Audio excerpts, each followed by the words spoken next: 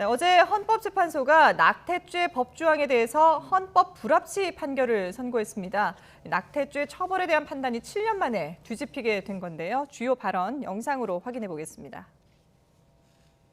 주문.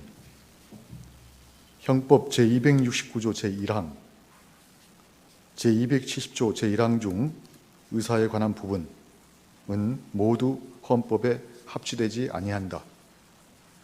이 조항들은 2020년 12월 31일을 시한으로 입법자가 개정할 때까지 계속 적용된다.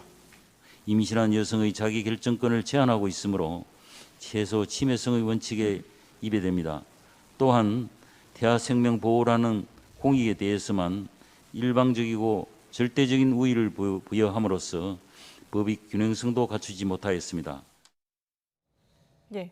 7년 전과는 다르게 여성의 자기결정권에 좀 더 무게를 둔 판결이었죠. 예, 66년 만에 이제 헌법 불합치 결정이 났고요. 자기 낙태죄, 의사 낙태죄의 수정은 불가피한 상황입니다.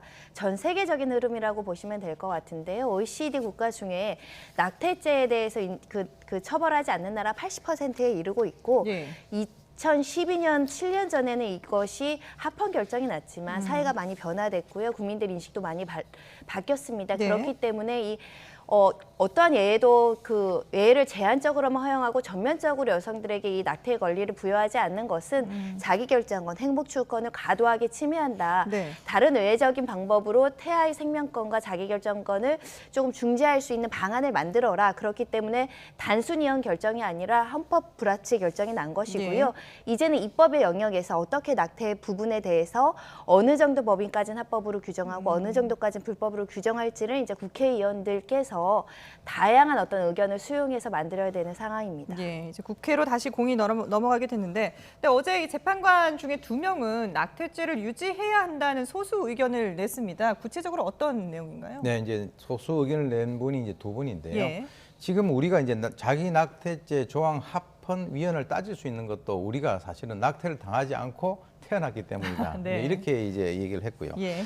태아의 생명 보호라고 하는 것은 굉장히 중대하기 그리고 절실한 어떤 공익이기 때문에 네. 사회라든가 경제적인 사유에 따라서 낙태를 허용을 한다라고 하는 것은 이것은 그 전면 그 허용 그리고 동일한 결과를 초래한다. 그래서 이제 결과적으로는 생명의 경시 풍조를 유발할 수 있는 그런 우려가 있다라고 네. 얘기를 했고요.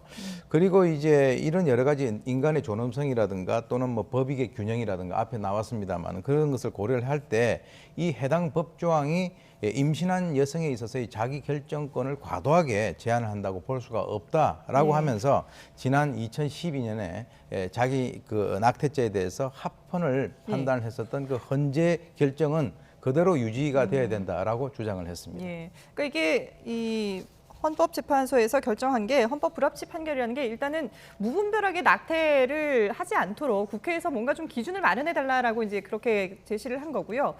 일단 지금 낙태죄로 재판에 넘겨진 사람들에 대해서는 그럼 앞으로 어떻게 되는 건가요? 일단 재판은 아마도 보류가 될 겁니다. 보류가 추정이라고 되는 거군요. 해서요. 그 한 1년 조금 넘게 있으면 법률이 개정될 수 있기 때문에 예. 재판부에서는 유죄 판결을 내리기보다는 재판을 지연해서 법률 개정이 되면 무죄로 석방하거나 네.